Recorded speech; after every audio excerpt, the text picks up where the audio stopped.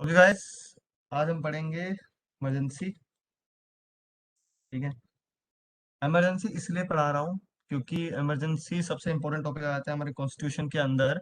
जब हम बात करते हैं राइट्स की, ठीक है, तो क्योंकि इमरजेंसी एक ऐसी सिचुएशन होती है जहाँ पे पूरा कॉन्स्टिट्यूशन बदल जाता है। तुम्हें याद होगा स्टार्टिंग में हमने एक बार पढ़ा था कि क्वाजी फेडरल स्ट्रक्चर। स्टार्टिंग में हमने सबसे पहले बहुत पहले पढ़ा था क्वाजी फेडरल, याद होगा किसी को? क्वाजी फेडरल, ठीक है। बार्गेनिंग फेडरल, ये हमने पढ़े थे एक बार जब हम वो पढ़ रहे थे कि हमारी चीजें किस टाइप की होती हैं। बार्गेनिंग फेडरल, ठीक है। क्वाजी फेडरल, ये वर्ड याद होगा जब हमने पढ़ा था silent feature of the constitution, ठीक है। ठीक है, center with a, sorry, constitution with a, या फिर हाँ, विद सेंट्रलाइजेशन टेंडेंसी, याद होगा, ठीक है। मोर मोर यूनिटरी देन फेडरल, ये तुम्हें याद होगा। सारी चीजें हम लोगों ने एक बार करी थी बिल्कुल स्टार्टिंग के दो सेकंड और थर्ड क्लास के अंदर कि ये क्या होता है। अब इसका मतलब क्या होता है? क्वाज़ी फेडरल में तो बताया जो भी चीज आधी हो सके। हाँ, फेडरल स्ट्रॉन्ग सेंटर, सेम चीज वही स्ट्रॉन्ग सेंटर। तो ये चीजें हमने उस दिन पढ़ी थी। तो आज इसका मतलब समझे कि उस टाइम पे ये बात क्यों लिखी गई थी, ठीक है। वो इसलिए लिखी गई थी क्योंकि वो उस टाइम पे बात हो रही थी इमरजेंसी के टाइम पे, ये सीवियर है, हाँ, ठीक है। कि वो जेनिंग्स सबने ये बात बोली थी। तो क्वाजाई का मतलब क्या बताया था मैंने तुम्हें? क्वाजाई का मतलब ये होता था कि कोई भी चीज जो कि आधी आधी रहे, ठीक है। जैसे कि ट्रिब्यूनल, मैंने तुम्हें बताया था वो क्या होता है, क्वाजाई जुडिशियल। जुडिशियल क्या होता है? जैसे कोर्ट्स हमारे, वो कोर्ट सारे सारे के सारे कोर्ट हमारे जुडिशियल है। बट क्वाजा जुडिशियल, इसमें सारे मेंबर जज नहीं होते, इसलिए इसको क्वाजा जुडिशियल बोल देते हैं, ठीक है। तो वैसे ही फेडरल, सारे फीचर हमारे फेडरल नहीं है, इसलिए सारे क्वाजा, इसलिए थोड़े से क्वाजा फेडरल, ठीक है। हमें जबरदस्ती फेडरल बना रहे हैं, बार्गेनिंग फेडरल, ठीक है। Constitution with centre, with centralisation, मतलब जब कोई प्रॉब्लम है तो सेंट्रलाइज, सेंटर के पास सारी पावर दे दो, ठीक है। मोर यूनिटरी देन फेडरल, ज्यादा यूनिटरी होगी, ठीक है। और स्ट्रॉन्ग सेंटर, वो क्यों बन जाता है? क्योंकि जब इमरजेंसी लग जाती है ना, तो ये सारी चीजें अपने आप बन जाती हैं, ठीक है। जैसी ही कोई चीज सेंटर, जैसी ही इमरजेंसी लगी, सेंटर बहुत पावरफुल बन जाती है, ठीक है। उसके बाद से वो सारी पावर उठा के स्टेट से, इन सबसे सब पावर उठा लेता है, ठीक है। तो उन उन चीजों को, इस एक प्रोविजन की वजह से बहुत सारे लोगों ने हमारे कॉन्स्टिट्यूशन को फेडरल से हटा के यूनिटरी कर दिया था, ठीक है। बहुत सारे लोगों ने बोला जबरदस्ती फेडरल का, अगर तुम ये पावर लगा रहे हो तो, अगर तुम ये पावर लगा रहे हो तो सेंट्रलाइजेशन तुम प्रूव कर रहे हो, अगर तुम्हें पावर लगा रहे हो तो यूनिटरी बना रहे हो चीजों को, ठीक है। क्योंकि यूनिटरी किसका एग्जांपल है? यूके के अंदर यूनिटरी का एग्जांपल है। उसने बताया था मैंने कि जितने भी यूके के अंदर कोई स्टेट के पास पावर नहीं होती, यूके में सब पावर होती है तो सिर्फ सेंटर के पास होती है, वही लॉ बनाते हैं। इसलिए जो उनकी पार्लियामेंट है उसको सॉवरेन पार्लियामेंट कहते हैं। सोवेनिटी होती है उनके पास, मतलब उन्होंने एक बार अगर लॉ बना दिया ना, तो उस लॉ को क्या कहते हैं, ये अपना तुम्हारा कोर्ट भी नहीं हटा सकता। इतनी पावर होती है यूके के कॉन्स्टिट्यूशन के अंदर, इतनी पावर है, ठीक है। बट वो अनरिटन लॉज है, मतलब कभी जज ने एक बात बोल दी तो आज से ये बन गया कि जज जो बोलेगा वो भी टाइप का लॉ है, ठीक है। तो ये चलता था उनके पास। यहाँ पे इंडिया में ऐसा नहीं है। इंडिया में हमें हमारे पास बहुत बड़ा एरिया था, इसलिए हमें स्टेट्स को पावर देनी पड़ी फंक्शनिंग के लिए। बट हम उस सब छीन भी सकते हैं। कब छीन सकते हो? इमरजेंसी में पड़ेंगे, ठीक है। और ये टॉपिक इसलिए इम्पोर्टेंट भी है, अगर किसी ने इंडो पाक वॉर, ठीक है, इंडो चाइना, और तुम्हारा ये इंदिरा गांधी के टाइम, ये तीन टाइम पे पावर को सबसे ज्यादा यूज किया गया है, ठीक है। इमरजेंसी की मैं बता रहा हूँ, ये तीन टाइम इमरजेंसी लगी, इमरजेंसी बहुत बार लगी, ठीक है। बट स्पेसिफिकली इन तीन टाइम पे इमरजेंसीज को सबसे ज्यादा यूज किया गया है, ठीक है।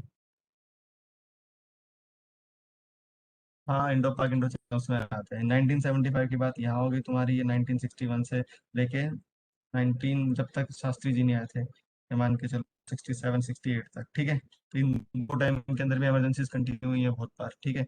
ओके, सो इमरजेंसी की बात, अब आता है इमरजेंसी पे। इमरजेंसी क्या होती है, ठीक है। इमरजेंसी वो पीरियड होता है जहाँ पे गवर्नेंस जो होती है वो इफेक्ट में आ जाती है, ठीक है। तो ये पहली, सबसे पहला क्वेश्चन ये आता है कि who can proclaim the emergency. तो याद रखना हमेशा प्रेसिडेंट ऑफ इंडिया, ये मत करके आ जाना प्लीज। बहुत बार लोग करके आते हैं कि इमरजेंसी को प्रोक्लेम हमेशा पीएम करते हैं, ये मत करके आ जाना। पीएम बोलता है तो प्रेसिडेंट करता है, ये बात सच है, बट पीएम नहीं करता है। मोदी जी कभी इमरजेंसी नहीं लगा सकते, प्रेसिडेंट हम सिर्फ कोविंद जी ही लगा सकते हैं इमरजेंसी, ठीक है। तो अगर तुम्हें कभी क्वेश्चन आए ना कि हु कैन क्या कहते हैं इम्पोज द इमरजेंसी, तो प्रेसिडेंट ऑफ इंडिया। हम लोगों ने 100 बार बोला था कि इंदिरा गांधी जी ने इमरजेंसी लगाई, नहीं लगाई थी यार। इमरजेंसी फखरुद्दीन अली अहमद ने लगाई थी, ठीक है। ये बात समझ जाना, ठीक है। हमेशा इंदिरा गांधी वाले की वजह से जनता कंफ्यूज होती है, तुम वो जनता मत बनो, ठीक है। फखरुद्दीन अली अहमद उस टाइम पे प्रेसिडेंट थे, तो उन्होंने लगाई थी इमरजेंसी। इंदिरा गांधी के बारे में हम इसलिए ज्यादा बोलते हैं क्योंकि उसे क्या था, जब उनका इलेक्शन जो था, जो बड़ा फेमस केस है, अगर तुम पढ़ना चाहो तो ये शांति भूषण का केस है, जो अभी के टाइम के जो उस टाइम के बड़े प्रोमिनेंट लॉयर होते थे, ठीक है। तो शांति भूषण जी ने केस लड़ा था ये, ठीक है। वॉइस ब्रेकिंग, एक मिनट, एक, आई गेस अब ऑडिबल होगा मैं, ठीक है। अब ठीक आ रही है, या ठीक है, ओके। हाँ हाँ, हो जाता है कभी कभार। हम्म। तो जो प्रशांत भूषण है ना, प्रशांत भूषण, तुमने सुना होगा, ये उठा के नई पीआईएल डाल दी, आज नया काम कर दिया उन्होंने, ये कर दिया वो कर दिया, तो वो उनके फादर थे शांति भूषण। तो उन्होंने केस लड़ा था उस टाइम पे, जो बड़ा बहुत प्रोमिनेंट बहुत फेमस केस है, ठीक है। उनका नाम था राज नरेन वर्सेस इंदिरा गांधी, ठीक है। अगर किसी को इस केस के बारे में पढ़ना हो ना, तो बड़ी एक अच्छी किताब है, गूगल कर लेना या कुछ भी कर लेना, तुम्हें मिल जाए तो। उस किताब का नाम है the case that Shuk India, ठीक है, बाय प्रशांत भूषण। एक तुम्हें अगर पढ़ना हो ना कि इमरजेंसी क्यों लगी थी 1975 के अंदर, ठीक है, तो एक तो ये बुक है, और एक बुक है इमरजेंसी, ठीक है, ऑथर है कौमी कपूर, कौमी कपूर। ये दो किताबें हैं, अगर तुम्हें पढ़ना हो ना कि इमरजेंसी क्यों लगी थी, तो ये दो किताब पढ़ लेना, ठीक है। बीच बीच में ब्रेक हो रही है, आई गेस थोड़ा सर्वर होगा इसकी तरफ से, बैक से, मेरी तरफ से कोई इशू नहीं है, ठीक है। तो एक दो मिनट जो हो जाएगी, ठीक, ठीक है। तो किशुक इंडिया और इमरजेंसी बाय कौमी कपूर, दो बुक्स हैं, अगर तुम पढ़ सकते हो, ठीक है। ऑथर बता दिया मैंने, द केशुक इंडिया का है प्रशांत भूषण, और ये दो किताबें बड़ी फेमस हैं, कौमी कपूर, CMMKPUR, कौमी कपूर, ठीक है। तो ये दो किताबें ऐसी हैं, किंडल पे, हाँ किंडल में मिल जाएगी, मैं खुद किंडल यूज करता हूँ। किंडल, जिसके पास किंडल है उसके लिए बहुत अच्छा है, तुम सीधा जाके डाउनलोड कर सकते हो, और जिसके पास किंडल अनलिमिटेड है उसके उस पे बहुत सारे बुक्स फ्री हैं, ठीक है। एक सेकंड दो यार, एक मिनट।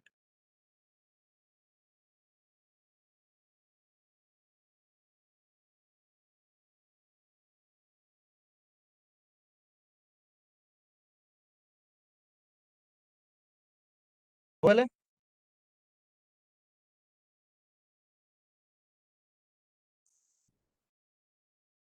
हाँ अब कोई इशू नहीं होगा। ठीक ऑडिबल है है, ऑडिबल। ठीक है, ओके। तो ये दो बुक्स हैं, पढ़ लेना अगर ये मौका, ठीक है। तो प्रेसिडेंट लगाता है उस टाइम पे, इंदिरा गांधी का नाम इसलिए, एक बार रिज्वाइन कर लो, अपने बच्चों को प्रॉब्लम हो रही है तो। एक सेकंड में या कर सही देता हूँ। है, नहीं आई मतलब गेस अभी सही है तो आवाज, टेंशन नहीं है। अब अभी आवाज सही आ रही होगी। तो ठीक आ रही है। एक मिनट, मैं रिज्वाइन करता हूँ, एक मिनट दे दो।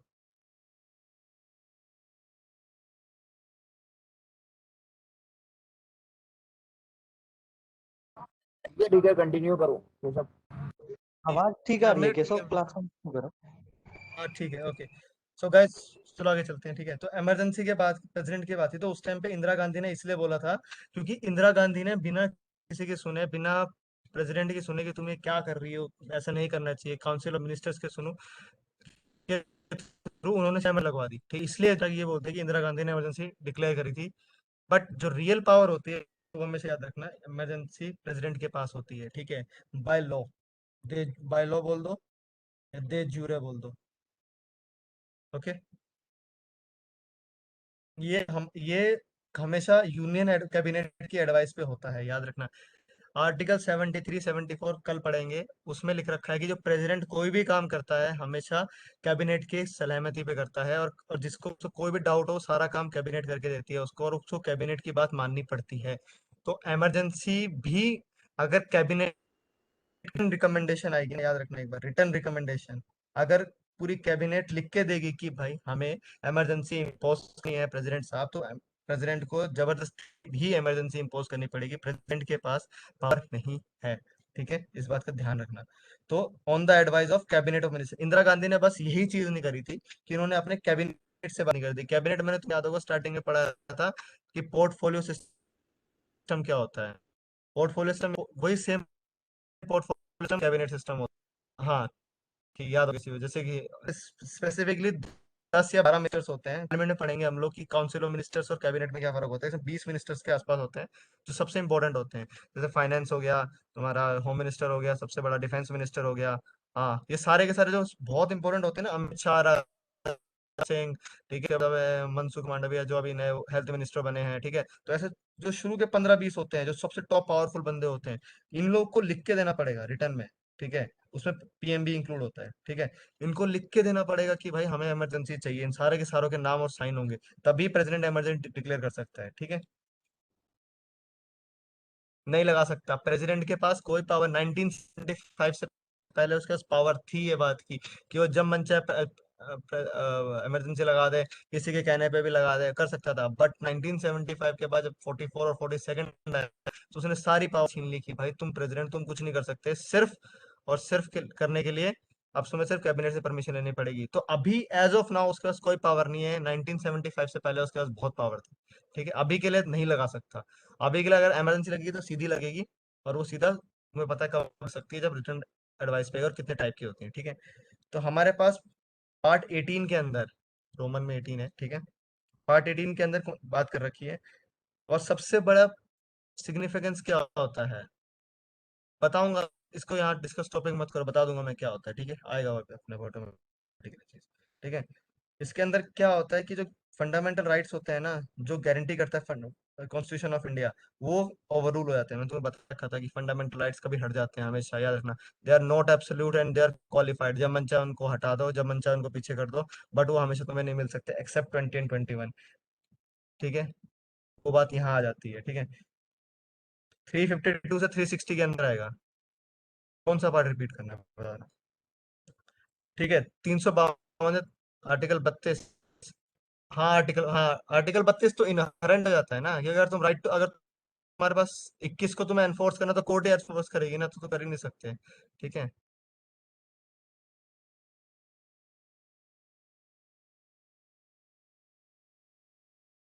मेरी रिकॉर्डिंग शो कर रही है इस बार की।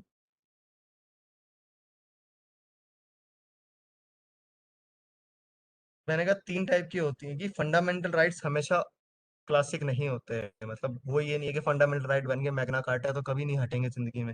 नहीं, इमरजेंसी लगी तो सारे हट जाएंगे। ठीक है, प्रेसिडेंट 358 के अंदर तो 19 तो हट ही रही है तो, और साथ साथ ही, बट मैंने एक बात और बताई तुम्हें कि वो राइट हमेशा ना एब्सोल्यूट नहीं होते, they are qualified rights. Qualified का मतलब क्या होता है कि जब नेशनल इमरजेंसी लगेगी तभी तुम्हारे फंडामेंटल राइट्स हटेंगे, बट अगर अगर तुम्हारा स्टेट इमरजेंसी और फाइनेंशियल इमरजेंसी लगेगी तो नहीं हटेंगे। तो these are obviously not absolute, क्योंकि हट रहे हैं, बट क्वालिफाइड सिर्फ एक टाइम पे हट रहे हैं।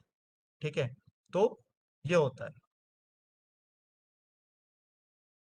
नाउ कितने टाइप की इमरजेंसी होती है, ठीक है, ताकि हम, मेन फंक्शन क्या होता है इसका बचाने का, sovereignty, unity, integrity, security of the country. ठीक है, हम ये तीन चीज, हम तीन चार चीजों के लिए हमेशा वो करते हैं, फंडामेंटल राइट्स को लगाते हैं। ठीक है, तो सबसे इंपॉर्टेंट होता है नेशनल इमरजेंसी, कॉन्स्टिट्यूशनल इमरजेंसी ए के ए प्रेसिडेंट रूल जिसको हम बोलते हैं। ठीक है, A K A constitutional failure of constitutional machinery, failure of constitutional machinery, और last one is financial emergency. ठीक है,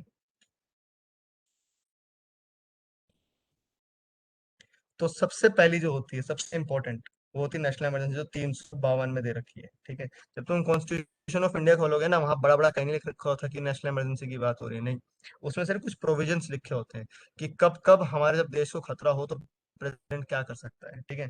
तो उसके अंदर एक चीज होती है कि जब नेशनल असेंबली तब लगती है जब वॉर हो, सबसे बड़ी बात, कोई वॉर, जैसे इंडो पाक वॉर हो गया, अब कल उठ के पाकिस्तान एक नया वॉर कर देता है, इंडिया पे वॉर डिक्लेयर कर देता है, तो प्रेसिडेंट की तो मोदी जी की मर्जी है कि वो नेशनल इमरजेंसी लगाए या ना लगाए, ठीक है। हम लगाएंगे, क्योंकि पंगा ये है कि अगर हम नहीं लगाते तो जो स्टेट ऑफ यूटी है, जो जम्मू एंड कश्मीर है, जो स्टेट जम्मू एंड कश्मीर, उसकी उसकी जो वो ऑटोमेटिकली पावर में है अब, मतलब और वो सेंटर के अंदर आ गई। बट पहले क्या होता था, अगर ऐसा नहीं होता तो पहले वो स्टेट थी, वहाँ खुद के मेंबर मुफ्ती अपनी मनमर्जी करती थी, मुफ्ती बोलेगी मेरे को ये नहीं करना, मुझे वो नहीं करना, ठीक है। उस टाइम पे अब्दुल्ला होते थे, वो ये नहीं करना, वो नहीं करना, तो उस टाइम पे लगा के बोल सकते थे कि तुम्हारी सारी पावर छीन ली, अब सिर्फ जो पीएम बोलेगा, प्रेसिडेंट बोलेगा, वो करेंगे, ठीक है। एक्सटर्नल एग्रेशन, कोई जबरदस्ती बाहर से छेड़ रहा हो, तंग कर रहा हो, पोकिंग, हमें एग्जांपल, क्लासिक एग्जांपल है तो हमेशा पाकिस्तान, ठीक है। वॉर में वही आते हैं, छेड़ने भी वही आते हैं। अब जैसे कि एक्सटर्नल एग्रेशन एक हो सकता है चाइना के ऊपर, तुम्हें याद होगा डोकलाम इशू जो हुआ था, या उसके बाद अभी जो ये जो सबसे लेटेस्ट इशू है तुम्हारा गलवान वैली का, ठीक है, और अरुणाचल के अंदर, तो ये एक्सटर्नल एग्रेशन आता है कि जबरदस्ती उठ के पहुंच जाते हैं बाउंड्री के ऊपर, तो दीज आर एक्सटर्नल एग्रेशन। तो एक टाइम अगर कभी लगे मोदी जी को कि जबरदस्ती बहुत किनारे पे आ गए हैं, तो एक्शनल एग्रेशन हो सकता है। And the third one is armed rebellion. Armed rebellion क्या होता है? आर्म्ड रिबेलियन ये होता है जिसके बेसिस के ऊपर ही इंदिरा गांधी जी ने इमरजेंसी लगाई थी, आर्म्ड रिबेलियन के ऊपर, ठीक है। हाँ बताऊंगा, वो आएगा। ये ओरिजिनल कॉन्स्टिट्यूशन है, ठीक है। उसमें वर्ड दे रखा है आर्म्ड रिबेलियन। आर्म्ड रिबेलियन का मतलब क्या होता है? कल कल क्या करते हैं, कल के कल, जैसे बहुत पहले बार खालिस्तान की बात हुई थी, खालिस्तान अगर तुमने सुना होगा, खालिस्तान, खालिस्तान क्या है कि जैसे कि पाकिस्तान है, पाकिस्तान के बारे में तो पता है क्या सिस्टम है पाकिस्तान का? अगर किसी को ना पता तो पाकिस्तान की बड़ी अच्छी हिस्ट्री है, रहमत अली के ऊपर है, ठीक है। पढ़ना कभी रहमत अली के ऊपर, उसमें एक बात कही गई थी, पाकिस्तान, इसका मतलब पता है किसी को? पंजाब, ठीक है, कश्मीर, ठीक है, बलूचिस्तान, ठीक है, पाकिस्तान, पाकिस्तान, कश्मीर, सॉरी है तुम्हारा पंजाब, सिंध, एक सॉरी एक सेकंड, इसको मैं अच्छे से बता देता हूँ। ये लो, तीन चीज, पंजाब, पंजाब का हिस्सा चाहिए, ठीक है, कश्मीर चाहिए, सिंध चाहिए तुम्हें, और बलूचिस्तान चाहिए। तो 1 2 3 4 ये चार हिस्से मिलके बनता है तुम्हारा पाकिस्तान, जो 1934, 32, 34 और 35 में बात हुई थी, ठीक है, कि हमें पाकिस्तान चाहिए, रहमत अली ने लंदन के अंदर ये बात कही थी। तो वैसे ही खालिस्तान भी एक हिस्सा है इंडिया के अंदर, जो कि पंजाब एरिया को जनरली प्रमोट करता है, और ये पंजाब एरिया इंडिया का, और ये पंजाब एरिया पाकिस्तान का, ये दोनों पार्ट्स को मिला के बनाता है, ठीक है, खालिस्तान। तो उस टाइम पे खालिस्तान के बाद जो तुमने सुना होगा, जो गोल्डन टेम्पल के अंदर घुस गए थे बहुत सारे लोग खालिस्तान के ऊपर, तो वो चाहते थे कि गवर्नमेंट को हम गिरा दें। जहां भी कोई बहुत सारे लोग हथियार उठा ले और बोल दे कि हम गवर्नमेंट को गिराना चाहते हैं, तो वो एक एग्जांपल बन जाता है आर्म्ड रिबेलियन का, ठीक है। तो ये आर्म्ड रिबेलियन इसमें आता है, ठीक है। तो एग्जाम्पल में तुम्हें दे दिया, फॉर एग्जाम्पल कल ढेर सारे उठ के नक्सली आ जाते हैं, हाँ हाँ नक्सली हाँ आ जाएगा, नक्सली ढेर सारे उठ के, हाँ बिंद्रा वाला। तो नेक्स्ट जो अभी बहुत सारे उठ के आते हैं, तालिबान इंडिया में नहीं बोल सकते हम लोग, हाँ, बट तालिबान एक क्लासिक एग्जांपल है आर्म्ड रिबेलियन का। बिल्कुल सही बोला वंशिका। जो अभी अगर अगर अफगानिस्तान के अंदर सेम इंडिया कॉन्स्टिट्यूशन चल रहा होता ना, तो वहां का प्रेसिडेंट रिक्वेस्ट कर सकता था इसके ऊपर। सेकंड,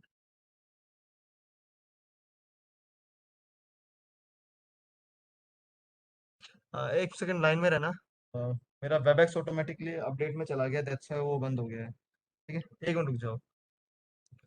हाँ, arm rebellion is equal to civil war, ठीक है, इसमें कोई इशू नहीं है।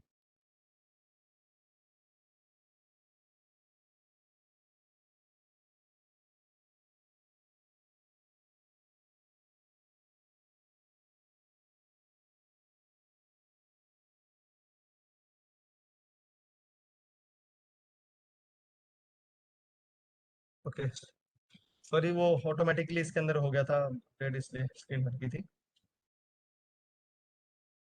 हम्म, समझे आर्म्ड रिबेलियन क्या होता है? सिविल वॉर हो जाता है, हाँ, सिविल वॉर सेम होता है, ठीक है। अफगानिस्तान का एग्जांपल दिया, बिल्कुल सेम होता है वो, होता है, ठीक है। इसके बाद चलो, 352 के अंदर प्रेसिडेंट नेशनल अमेंडमेंट डिक्लेयर कर सकते हैं जब सिक्योरिटी ऑफ इंडिया और कोई भी उसका पार्ट ऑफ इट, जैसे कि होता है मैंने अरुणाचल के अंदर या जम्मू कश्मीर के अंदर कोई चाइना पंगे करने आता है, या कोई पार्ट हो गया, तो वॉर और एक्सटर्नल एग्रेशन या आर्म्ड रिबेलियन, पंजाब के अंदर भिंडरावाला दोबारा उठ के आ जाते हैं, तो उस केसेस के ऊपर नेशनल इमरजेंसी डिक्लेयर हो सकती है, ठीक है। ये तीन वर्ड होते हैं, याद रखना। पूछ लेता है कि on the basis which of the following basis the national emergency can be declared, तो मैं याद रखना, वॉर एंड एक्सटर्नल बताना है पहला, वॉर और एक्सटर्नल एग्रेशन बताना है, या मतलब ये तीन हो जाते हैं, वॉर, एक्सटर्नल एग्रेशन और तीसरा armed rebellion. But armed rebellion अब हटके बन गया है, ठीक है, इंटरनल इमरजेंसी। तो अब आर्म्ड रिबेलियन वर्ड यूज नहीं होता, अब इंटरनल इमरजेंसी वर्ड यूज होता है, ठीक है। तो तीन तुम्हें ग्राउंड्स मैंने बता दिए हैं, ये तीन ग्राउंड्स याद कर लेना, war, external aggression and internal emergency, ठीक है। Now coming to third, president declare कर सकता है बिफोर या एक्चुअल ऑकरेंस से, चाहे उसको 1% भी लगे कि यार कल चाइना उठ के आ सकता है, इंटरनल रिपोर्ट्स आ गई हमारे पास रॉ की तरफ से, ठीक है, तो वो कर सकता है, या अटैक कर दिया चाइना ने, तब भी कर सकता है, तो पहले और बाद में दोनों टाइम कर सकता है, ठीक है। वॉर और एक्सटर्नल इमरजेंसी को हम एक्सटर्नल इमरजेंसी के बारे में बोलते हैं, ये दो चीजें हैं, क्योंकि ऑब्वियसली इसके अंदर बाहर से कोई चीज हो रही है। और जो आर्म्ड रेबेलियन है वर्ड, उसको हम इंटरनल इमरजेंसी बोलते हैं, ये 44th अमेंडमेंट एक्ट ने करा है, ठीक है। इसका क्योंकि आर्म्ड रिबेलियन का पंगा ये हो रहा था कि कोई भी, जैसे कि इंदिरा गांधी जी ने बस दो चार बंदों ने हथियार उठाए, बीजेपी ने उस टाइम पे बीजेपी भारतीय जनता संघ होती थी, ठीक है, तो उस टाइम पे वो आगे थे, ठीक है, या और उसके साथ साथ बहुत लोगों ने बोला कि आप बहुत गलत तरीके से कॉन्स्टिट्यूशन चल रहा है, क्योंकि इसके अंदर चीजें गलत हुई थी बहुत सारी, उनका इलेक्शन में डिक्लेयर वर्ड हो गया, तो उनकी सीट भी हट गई थी, तो उन्होंने क्या करा कि बोला कि लोग मेरे खिलाफ उठ के आ रहे हैं, तो आर्म्ड रिबेलियन के बेसिस पे उन्होंने कर दिया था, ठीक है। बट अब ऐसा नहीं हो सकता, तो इसलिए अब आर्म्ड रिबेलियन वर्ड हट के इंटरनल इमरजेंसी कर दिया है, ठीक है। तो अब उसको इंटरनल अभी अभी भी टर्म बहुत बड़ी है, इसके अंदर इंटरनल इमरजेंसी में कुछ भी आ सकता है, अभी भी दो चार बंदे गन उठा लेंगे तब भी इंटरनल इमरजेंसी कहलाएंगे उसको, ठीक है।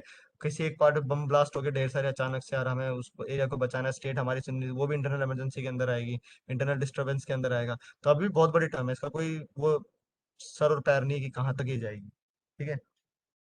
एग्जाम्पल, इंडिया और पाकिस्तान ने जब आर्म फोर्सेस को अपने आमने सामने भेजा था, तो हमने इंटरनल सॉरी एक्सटर्नल एग्रेशन के बेस पे नेशनल इमरजेंसी लगाई थी, ठीक है। उसके अलावा कोई फॉर्मल डिक्लेरेशन नहीं था, आर्म फोर्सेस चली गई थी लड़ाई करने, तो हो गया था, ठीक है। और एक और एग्जांपल आ गया 1975 का, मैं तुम्हें बताया, इंटरनल इमरजेंसी लगी थी, तो दो एग्जांपल है इंटरनल इमरजेंसी के इसके, एक तुम बता 1975 के अंदर इंदिरा गांधी वाला, और एक इंडिया पाकिस्तान के वॉर के साथ 1961 से लेकर 67 जो वाला था, दो आ गए, ये इंटरनल है, ये एक्सटर्नल है, ठीक है, एग्जांपल्स। इसके अंदर याद रखना, 38th अमेंडमेंट एक्ट ने नेशनल इमरजेंसी को इम्यून कर दिया था जुडिशियल रिव्यू से 1975, इंदिरा गांधी ने ऑब्वियसली। उस टाइम पे क्या था कि इंदिरा गांधी इतनी पावरफुल थी, उनके पास इतनी सीटें थी, 350 400 सीटों के आसपास उनके पास मेजोरिटी थी, तो सुप्रीम कोर्ट भी उनकी बात नहीं, सुप्रीम कोर्ट भी कभी उनसे डरता था। तो उन्होंने क्या करा था कि 1975 के अंदर 38 लगाया था, कि बोला था कि अब से इम्यून टू जुडिशियल रिव्यू हो जाएगा। जुडिशियल रिव्यू के बारे में तुम्हें बता रखा है आर्टिकल 13, याद है सबको, कि कोई भी चीज ऐसी जो भी फंडामेंटल राइट्स को वायलेट करे वो जुडिशियल रिव्यू के बेसिस पे हटाई जा सकती है, या सुप्रीम कोर्ट के पास खुद की एक पावर होती है, कोई भी ऐसी चीज जो कि कॉन्स्टिट्यूशन को जबरदस्ती बांध रही है, तो उसको हटा सकते हैं, तो आर्टिकल 13 इसमें काम आता है। तो जुडिशियल रिव्यू हमारा बेसिक स्ट्रक्चर और इनहेरेंट पार्ट है, तो वो मना कर दिया था। मिनेर्वा मिल्स केस में सुप्रीम कोर्ट ने ये बोला था कि national emergency can be challenge on ground of malafide and declaration based on wholly extraneous and irrelevant facts, ठीक है। ऑटोमेटिकली 38 तो आ गया था, ठीक है। बट सुप्रीम कोर्ट ने क्या करा कि जुडिशियल रिव्यू निकाला एक, कि केशवानंदा भारती केस हो चुका था 1973 के अंदर, ठीक है, उसके बाद 44 और 42nd अमेंडमेंट एक्ट भी आ चुके थे, तो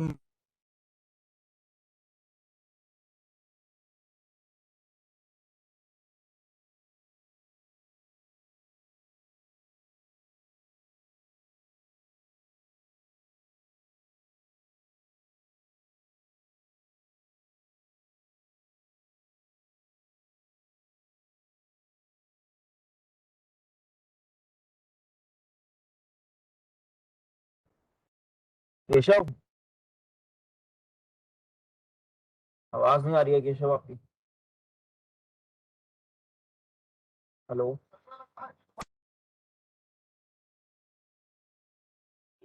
कि सौ में कोई इशू लग रहा है।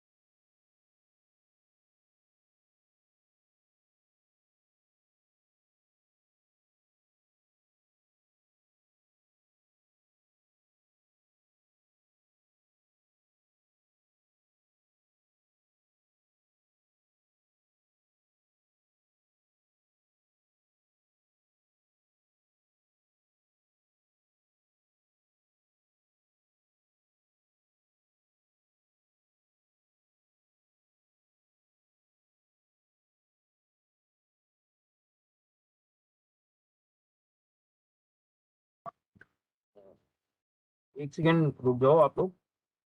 मेरी बात हुई है, वो कुछ रीज्वाइन कर रहा है वो। एक मिनट रुको।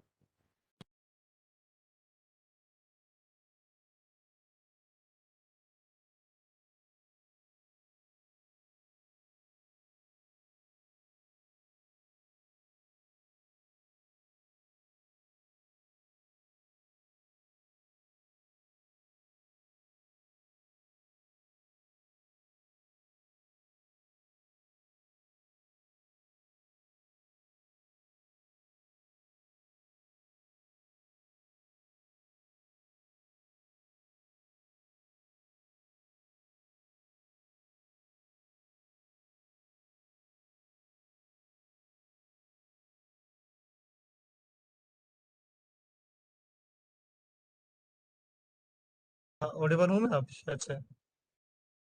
हाँ ओके। सॉरी वो मेरा वाईफाई चला गया था, मुझे फोन से कनेक्ट करना पड़ेगा। सेकेंड। बता देना कि थोड़ा स्लो हो सकता है बिकॉज मोबाइल कनेक्शन है ना इस मोमेंट पे, तो कह नहीं सकता मैं। एक मिनट तो मैं कर देता हूँ। लास्ट मैंने कहाँ पे छोड़ा था कनेक्शन डिस्कनेक्ट होने से पहले, बताना एक बार।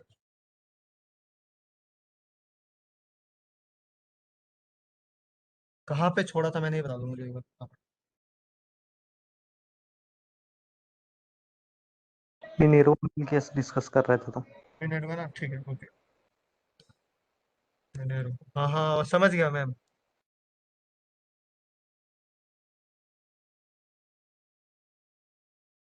इसलिए मुझे ऑनलाइन पसंद नहीं, कभी भी कुछ भी हो जाए।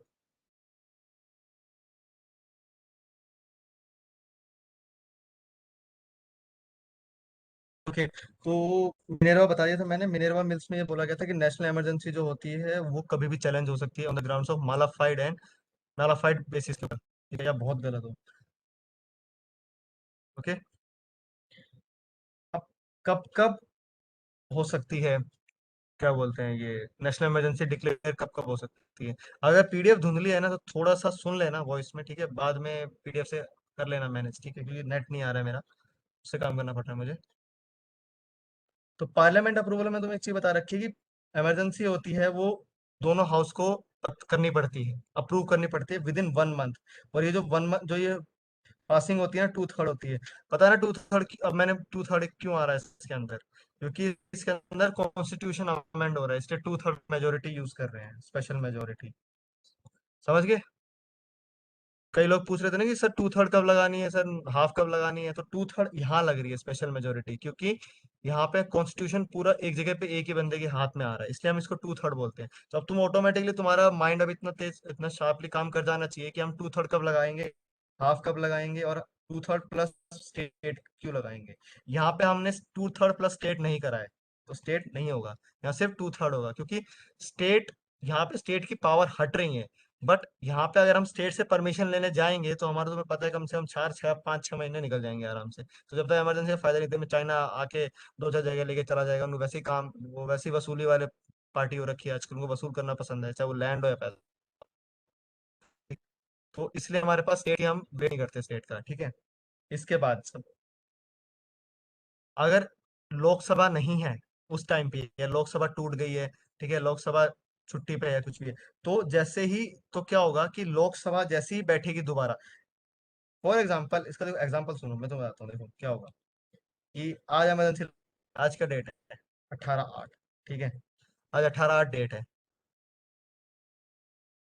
18 डेट है, आज मैंने नेशनल इमरजेंसी लगाई, ठीक है। तो पहली बात, नेशनल इमरजेंसी को 19/8 से पहले, सब सॉरी 19/9 से पहले सबको वो करना पड़ेगा, पास करना पड़ेगा, लोकसभा को और राज्यसभा को, ठीक है।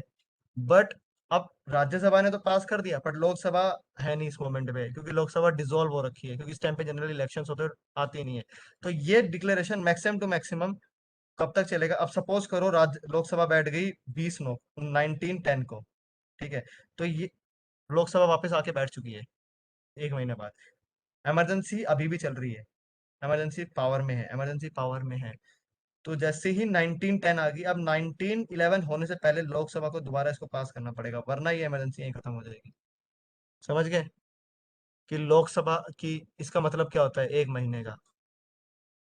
18/8 मैंने आज इमरजेंसी लगाई, ठीक है, 19/9 तक एक्चुअली इमरजेंसी को होना था, नहीं हुआ, ठीक है, क्योंकि राज्यसभा ने कर दिया, पर लोकसभा उस टाइम पे थी नहीं, मोदी जी उस टाइम पे थे नहीं, ठीक है, मोदी जी की सरकार आई नहीं थी।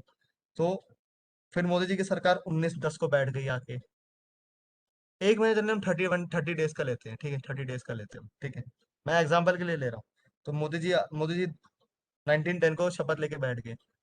अब मोदी जी के पास टाइम है 19/11 से पहले, नवंबर से पहले, कि मैं लोकसभा में इस इमरजेंसी को पास कराऊं, वरना ये हो जाएगी, कब होता है, ठीक है। तो अगर लोकसभा नहीं है तो एक महीना ऐसे काउंट हो, इतने में राज्यसभा पास करती रहती है बिल को, ठीक है। अब जैसे ही होगी, ठीक है, तो 6 महीने के लिए चल जाएगी। तो अगर कोई तुमसे पूछता है कि इमरजेंसी का लिमिट क्या है, तो 6 महीने। और मैक्सिमम टाइम कब तक चल सकती है? सर मतलब आरएस के इलेक्शन के बाद रिकंसिडर करेगी? हाँ कर सकती है, अगर नई, अब मोदी जी ने जाने से पहले इल- लोकसभा और राज्यसभा, मोदी सपोज करो मोदी जाने से पहले चुपचाप बोल दिया प्रेसिडेंट को कि इमरजेंसी डिक्लेयर कर दो, ठीक है, राज्यसभा ने पास कर दिया, मोदी जी की सरकार आई नहीं, अगली बार कांग्रेस की आ गई, तो कांग्रेस के पास एक महीना है कि उसको कंसिडर करने के लिए। जैसे ये एक महीना खत्म हुआ, जैसे वो एक महीने के अंदर बैठे, विद इन एक महीने के अंदर उनको पास करनी है, पर वो कहते हैं हम नहीं पास कर रहे, तो इमरजेंसी वहीं खत्म हो जाएगी, ठीक है। तो रिकंसिडर हो जाती है जब लोकसभा नहीं बैठी होती है, तो ठीक है, होते ही 6 महीने के लिए चलती है।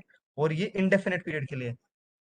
भाई 3 साल मत बोलो, जो भी 3 साल बोल रहा है ना, या तो अगर तुम्हें पता, अगर तुम्हें इतना आता होता ना कि तुम 3 साल बोल रहे हो, तो तुम यहाँ क्लास नहीं ले रहे होते, ठीक है। तीन 3 साल कब होता है? 3 साल स्टेट इमरजेंसी के लिए यूज होता है, ठीक है। तो अगर तुम्हें कोई चीज पता हो एग्जैक्टली देन तभी बोलना, ठीक है, क्योंकि इससे तुम्हारी वजह से बहुत सारे लोग का नुकसान हो जाता है। कई लोग मैंने ग्रुप पे भी देखा, मन चाहे जो भी आंसर दिए जा रहे हो, ठीक है, होता आंसर कुछ और है, जाते कुछ और है। कई लोग आरटीआई के ऊपर लड़ाई लड़ रहे हैं कि आरटीआई जो होता है वो उसके ऊपर है, फंडामेंटल। किसने बोल दिया है? तुम्हें कॉन्स्टिट्यूशन उठा के देख लो, 19 1 के अंदर एक कि उसमें आरटीआई, 3 घंटे बोल के चला गया कि जब आरटीआई आरटीआई आरटीआई के लिखा हो कॉन्स्टिट्यूशन में तभी बोलना, ठीक है। तो अगर तुम्हें कोई चीज एग्जैक्टली पता हो तभी उस चीज के बारे में बोलना चाहिए, वरना कंफ्यूजन बहुत गंदा होता है, ठीक है। उसे तुम्हारा पेपर तो जाएगा ही जाएगा, तुम किसी और को पेपर कर दोगे, ठीक है, तो तुम पे डबल चार्ज आना जाना चाहिए, ठीक है, कि तुम्हें जो कोई चीज नहीं पता तो नहीं करते, ठीक है। यहाँ पे मैंने साफ साफ एक लाइन लिख रखी है, तुम किसी चैट देखना बंद करो, सारे के सारे जो मैं बोलता हूँ वो सुना करो बस। मैंने क्या बोला कि इनडेफिनेट पीरियड, इतना बड़ा बड़ा मैंने इनडेफिनेट लिख रखा है कि नेशनल इमरजेंसी कभी भी चल सकती है, 6 महीने तक करते रहो करते रहो करते रहो, 6 महीने में बस तुम अप्रूव करना है। मेरे 15 20 साल इमरजेंसी में लगा दो। अगर ये कॉन्स्टिट्यूशन पाकिस्तान के पास होता ना, तो पाकिस्तान 15 20 साल तक इमरजेंसी की स्टेट में रहती, क्योंकि वहां पे पास होता रहता है ये, ठीक है। और अगर तुम्हें क्या कहते हैं कुछ भी दोबारा अप्रूव करना, कुछ भी करना है, ठीक है, तो तुम्हें स्पेशल मेजोरिटी जरूरत होती है, मैंने तुम्हें चीज बता दी, ठीक है। यार मैंने बताया था कि जो आरटीआई होता है वो आरटीआई एक्ट के थ्रू आता है, हेंस इज स्टेटूटरी राइट, साथ में लीगल राइट तो है ही है, क्योंकि सारे राइट लीगल राइट होते हैं। तो इज स्टेट राइट क्योंकि वो आरटीआई से आता है। ठीक है। कॉन्स्टिट्यूशन में जो भी बोलता है ना, अगर तुमसे कोई बोलता है ना कॉन्स्टिट्यूशन के अंदर है, तुम मुझे बताओ, एक चीज बताना, किसी ने आरटीआई फाइल करा आज तक तुम में से? कोई एक बंदा आरटीआई फाइल करके देख लो, तुम्हारे गवर्नमेंट ने तुम्हारे मुंह पे एक लाइन मार के भेजेगी, सेक्शन 8 ऑफ आरटीआई ये बोलता है कि इसमें इंटरनल सिक्योरिटी की बात आ रही है, और इसमें सिक्योरिटी स्टेट या सिक्योरिटी ऑफ द कंपनी या कुछ भी वो रिस्क पे है, तो हम ये चीज नहीं दे सकते, और आप एंटाइटल्ड नहीं हो। जाओ, फंडामेंटल राइट तुम्हारा उठ के चला गया, कर लो जो कर सकते हो। कर दिया गवर्नमेंट ने मना, तुम्हारा फंडामेंटल राइट कहाँ से उठ के आ गया? फंडामेंटल क्या होता है कि जो तुम्हें मिलना चाहिए, मौलिक अधिकार। वॉइस ब्रेक अब आ रही है ना वॉइस? हम्म। तुम कैसे बोल सकते हो फंडामेंटल राइट है, बताना मेरे को एक बार। जब कोई चीज तुम्हारी गवर्नमेंट तुम्हारे मुंह पे मना कर रही है, तुम कैसे बोल दोगे फंडामेंटल राइट है? इसलिए वो इसलिए उसको आर्टी इसलिए वो स्टेटू राइट है। ठीक है। अगर तुम्हें नेशनल इमरजेंसी हटानी है, ठीक है, तो प्रेसिडेंट कभी भी हटा सकता है, उसका मन करता है बस हटाने का। उसने बोला कि मेरे को नहीं चाहिए, मैं हटा रहा हूँ।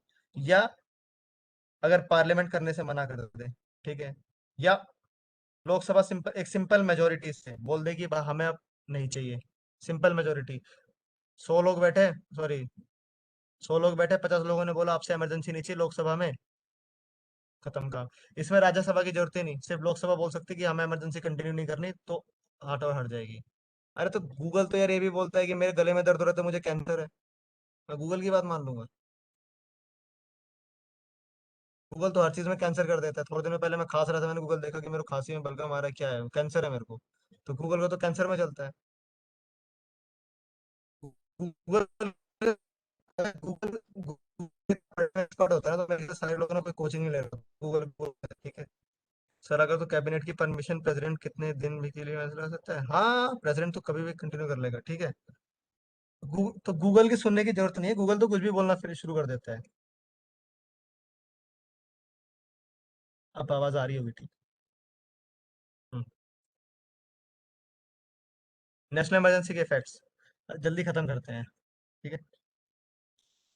सेंटर स्टेट रिलेशन भी सबसे बड़ा इफेक्ट पड़ता है इसके अंदर। ठीक है। एग्जीक्यूटिव, सेंटर के पास सारी पावर आ जाती है, तो वो किसी भी मैटर पे काम कर सकता है। ठीक है। इसके अलावा लेजिस्लेटिव पावर, इसके इससे क्या होता है कि जो सारी पावर होती है वो पार्लियामेंट के पास आ जाती है बनाने की। ठीक है। तो जैसे ही अगर कुछ भी होगा, तो सारी पावर पार्लियामेंट के पास आ जाती है, तो कुछ भी काम हो रहा है, सारा कुछ पार्लियामेंट के पास।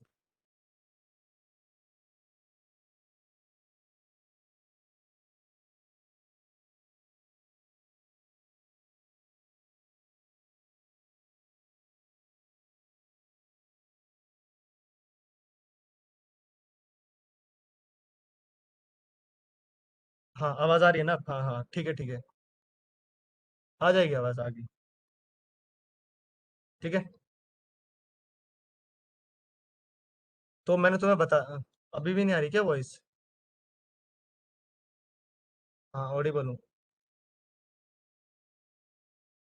हाँ हाँ, ठीक है ठीक है ठीक है, अरे बस ठीक है ठीक है ठीक है, समझ गया, मैं समझ गया। आ गई, ठीक है। ओके। अभी सुन लो, सब कुछ हो जाएगा, ठीक है। थोड़ी देर बता दूंगा, पोस्टपोन भी मैक्स इंडोनेशिया कोई। भाई आन दे संदीप, मेरे भाई आने दे। फाइनेंशियल इमरजेंसी का पार्ट आ जान दे, मैं बता दूंगा फाइनेंशियल इमरजेंसी कब लगती है, ठीक है, और कितनी चलती है बताऊंगा मैं। ठीक है। तो मैं तुम्हें बता स्टेट सब्जेक्ट ज्यादा, शेड्यूल 7। शेड्यूल 7 में सबके पास अपनी अपनी डिफरेंट टाइप की बता रखी कि स्टेट के पास ये पावर है, उसके पास वो पावर है, तो सारी हट जाती है। ठीक है। अब से स्टेट की सारी पावर भी सेंटर के पास है, पुलिस की सारी पावर सेंटर उठाएगी। ठीक है। लॉ एंड ऑर्डर सेंटर के पास चली जाएगी। और जो कॉन्करेंट लिस्ट है एजुकेशन, उसमें तो वैसे भी सेंटर पावरफुल है ही, क्योंकि अगर कोई लॉ सेंटर बनाता है और कोई लॉ स्टेट बनाता है इसके ऊपर कॉन्करेंट लिस्ट के ऊपर, तो हमेशा सेंटर की सुनते हैं।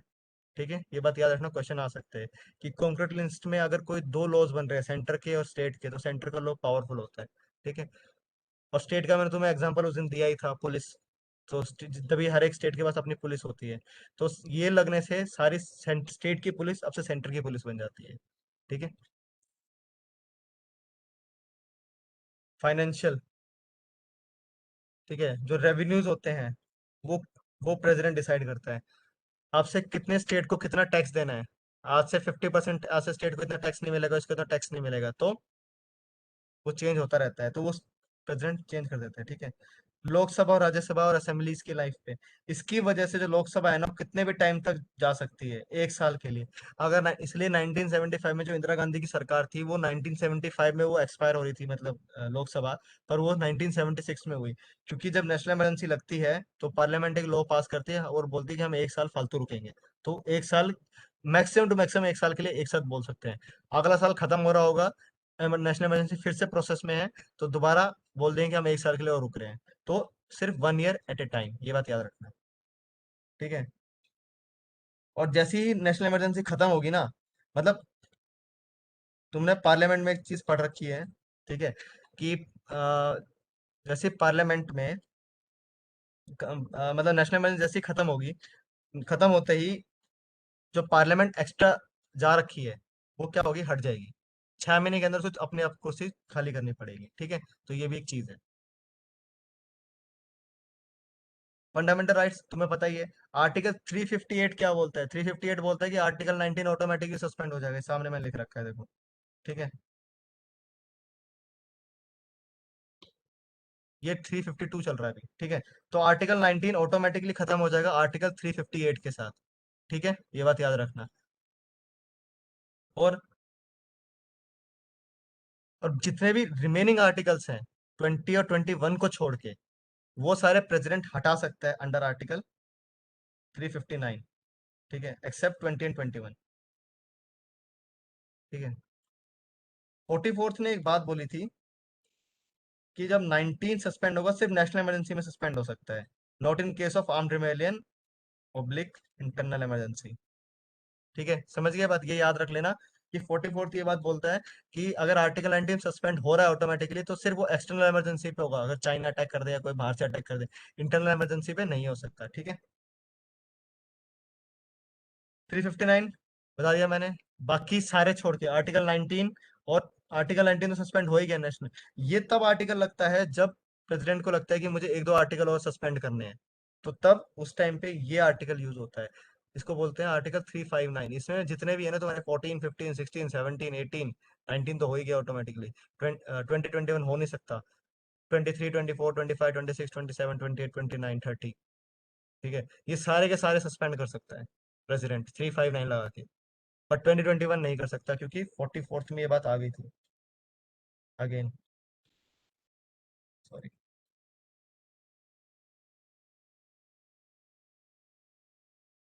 44th ने सेम चीज कर दी थी कि आपसे 2021 को छोड़ के और कुछ नहीं हो सकता, ठीक है, सीधी बात है। और ये वही राइट सस्पेंड होंगे जो प्रेसिडेंट ऑर्डर करेगा। अब और भाई प्रेसिडेंट बोलता है मुझे सिर्फ 14 और 18 करने हैं, तो सिर्फ 14 और 18 ही होंगे, ठीक है। हाँ, ओनली फंडामेंटल राइट्स की बात हो रही है। कॉन्स्टिट्यूशन में तुम्हें पहले दिन ही बताया था, कॉन्स्टिट्यूशन हमेशा बात करता है वर्ड टू वर्ड पे, तो हम वर्ड टू वर्ड की बात कर रहे हैं यहाँ पे। जो कॉन्स्टिट्यूशन वर्ड में जो बोलता है, कॉन्स्टिट्यूशन में वर्ड दे रखा है 359 के अंदर, सिर्फ फंडामेंटल राइट्स प्रेसिडेंट सस्पेंड कर सकता है। बाकी तो वैसे ही फंडामेंटल राइट्स के अलावा नॉर्मल राइट्स तो वैसे ही नहीं काम करते कॉन्स्टिट्यूशन के अंदर, वो तो पार्लियामेंट ऑर्डर करेगी तब करेंगे। बट फंडामेंटल राइट्स तो बिना किसी कहे ऑटोमेटिकली काम करते हैं, इसलिए फंडामेंटल राइट्स की हम बात करते हैं सस्पेंड करने की, ठीक है। और जो ऑर्डर जो करेगा वो दोनों हाउस को पास करना पड़ेगा, वही fifth by half, half emergency में, ठीक है, स्पेशल मेजोरिटी नहीं, हाफ से ही, ठीक है। डिक्लेरेशन सो फार ज्यादा नहीं है। एक बार 1962 में हुआ था, ठीक है, 71 में हुआ था, 75 में तुम्हें पता ही है।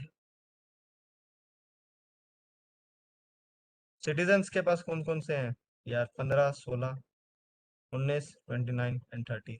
बहुत सिंपल है, 15, 16, 19, 10 ऐड कर दो, 30, ऐसे याद कर लो इसको।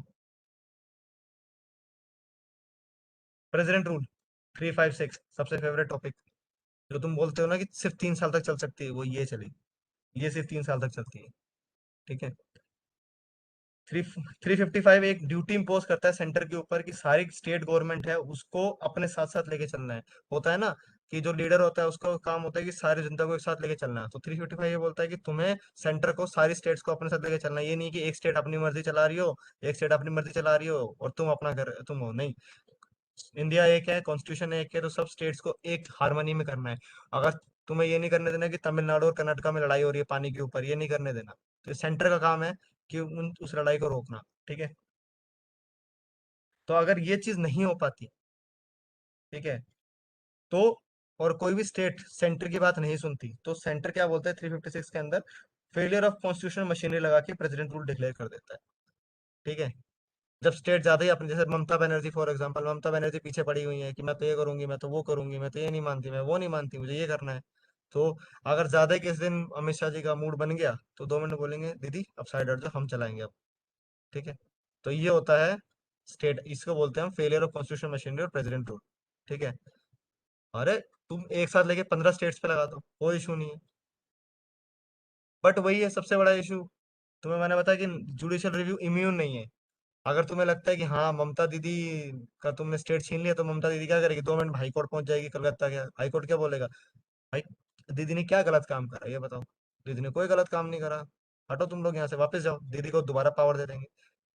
ठीक है, तो लगा सकते हो बट कोई रीजनेबल रीजन होने चाहिए। ठीक है, ग्राउंड ऑफ इम्पोजिशन वो तभी होता है जब जो स्टेट गवर्नमेंट है वो कॉन्स्टिट्यूशन प्रोविजन के साथ नहीं चलाई जा सकती, जबरदस्ती खींच रहे हो, जबरदस्ती कुछ हो रहा है, तो स्टेट मान नहीं रही कॉन्स्टिट्यूशन में। अब स्टेट के पास पावर है, अब स्टेट डिफेंस के ऊपर लॉ बना रही है, जबकि उसके पास पावर नहीं है, कॉन्स्टिट्यूशन के साथ नहीं चल रही ना वो, तो उस केस में काम होता है ये। ठीक है, 365 ये बोलता है कि जब कोई स्टेट मना कर देती है और कोई भी ऐसा काम करती है जो जो सेंटर के अगेंस्ट जा रहा हो, सेंटर के कहने के अगेंस्ट जा रहा हो, तो प्रेसिडेंट ये बोल सकता है कि अब एक सिचुएशन ऐसी आ गई है कि ये गवर्नमेंट नहीं काम कर सकती with accordance with the provision of constitution, hence कर दो। तुम्हें याद होगा कर्नाटका के अंदर चीफ मिनिस्टर की भी लड़ाई चल रही थी, किसी के पास मेजोरिटी नहीं थी। ठीक है, कर्नाटका में, तो कर्नाटका में एक बार गवर्नमेंट बन गई, ठीक है, कि कांग्रेसी गवर्नमेंट आ गई थी, तो कांग्रेसी गवर्नमेंट क्या हुआ कि 2 दिन चली, फिर 2-4 दिन या हफ्ता भर या महीना भर चली, फिर वो टूट गई। अब बीजेपी के पास इतने नहीं थे, ठीक है, विधायक की वो एक गवर्नमेंट फॉर्म कर सके। तो एक ऐसी सिचुएशन आ गई कि ना एक के पास पावर है ना इसके पास पावर है, ना वो बंदा, क्योंकि कॉन्स्टिट्यूशन ये बोलता है कि 50%, 51% होनी चाहिए मेजोरिटी, जब जाके तुम स्टेट में काम कर सकते हो, स्टेट के सीएम बन सकते हो या स्टेट में अपनी गवर्नमेंट चला सकते हो। सिचुएशन आ गई तो अब क्या करें, तो इसको बोलते हैं कि जब कोई सिचुएशन ऐसी है जहाँ पे गवर्नमेंट काम नहीं कर सकती कॉन्स्टिट्यूशन के साथ, तो वहां पे ये चीज डिक्लेयर होती है, तो हैंस प्रेसिडेंट रूल लगा दिया था कर्नाटका में। अप्रूवल सेम अगेन चीज, हंग असेंबली एग्जाम्पल, बिल्कुल सही बोला, हंग असेंबली कहते हैं उसको। ठीक है, प्रेसिडेंट रूल दोनों हाउस के पास करना पड़ेगा with in 2 months. National emergency एक एक महीना है और स्टेट इमरजेंसी 2 महीना है। ठीक है, अगेन सेम चीज, 2/3, इसके अंदर भी स्टेट से नहीं पूछते, क्योंकि स्टेट तो मना ही करेगा कि भाई मेरे को नहीं चाहिए। ठीक है, तो सिर्फ 2/3 मेजोरिटी, ये बात याद रखना, स्पेशल मेजोरिटी। अरे वही, अगर लोकसभा नहीं है, कहीं घूमने जा रखी है लोकसभा, तो जैसे ही लोकसभा वापस आए तो वापस आने के 2 महीने के अंदर लोकसभा को पास करना पड़ेगा। ठीक है, और sorry sorry sorry sorry sorry sorry sorry, पास तो उसको अभी भी 30 दिन के अंदर करना पड़ेगा। बट अगर रेजोल्यूशन ऐसा है कि लोकसभा 2 महीने तक नहीं बैठ सकती, ठीक है, तो राज्यसभा को पहले अप्रूव करना पड़ेगा, और जैसे ही राज्यसभा लोकसभा दोबारा बैठ जाएगी, 2 महीने, मतलब सपोज करो कि 3-4 महीने के लिए आउट है, तो 3-4 महीने राज्यसभा ने पास कर दिया, तो 30 दिन बाद जैसी लोकसभा आएगी तो विद इन, मतलब विद इन 30 डेज दोबारा उनको पास करना पड़ेगा बिल को। ठीक है, कॉन्सिक्वेंस क्या होते हैं इसके अंदर, प्रेसिडेंट के पास सारी पावर आ जाती है, पहली बात याद रखना, वो सारे फंक्शन ले लेता है गवर्नमेंट के, जितने भी गवर्नमेंट गवर्नर के पास है, अब से गवर्नर कोई नहीं सुनता, सिर्फ प्रेसिडेंट की सुनेंगे। ठीक है, और एग्जीक्यूटिव अथॉरिटी, सारी पावर स्टेट की उठ के प्रेसिडेंट के पास आ जाती है। जो स्टेट लेजिस्लेटिव की पावर है वो पार्लियामेंट करेगी, मतलब आज से जो स्टेट जो रूल बनाती थी, जो स्टेट के जो एक्ट्स थे, वो अब से पार्लियामेंट बना सकती है, कि आज से कर्नाटका में इमरजेंसी लगा दी, आज से कर्नाटका में एक नई एक्ट लगेगी। कर्नाटका पहले कर्नाटका का सीएम एक्ट बनाता था, अब पार्लियामेंट एक्ट बनाएगी कर्नाटका के लिए। ठीक है, कॉन्स्टिट्यूशनल प्रोविजन और कोई भी चीज, जो भी प्रोविजन पावर देता है स्टेट के अंदर, वो सारा हट के सेंटर के पास आ जाएगा, सीधा सीधा हिसाब है। जुडिशियल रिव्यू सेम चीज है, 38 ने बोला था कि पॉसिबल नहीं है, बट वही 44th ने ये बात बोली, अगेन तोड़ दिया कि प्रेसिडेंट का जुडिशियल रिव्यू हो सकता है, प्रेसिडेंट पावर का। तो 44 याद रख लेना बस कि हो सकता है।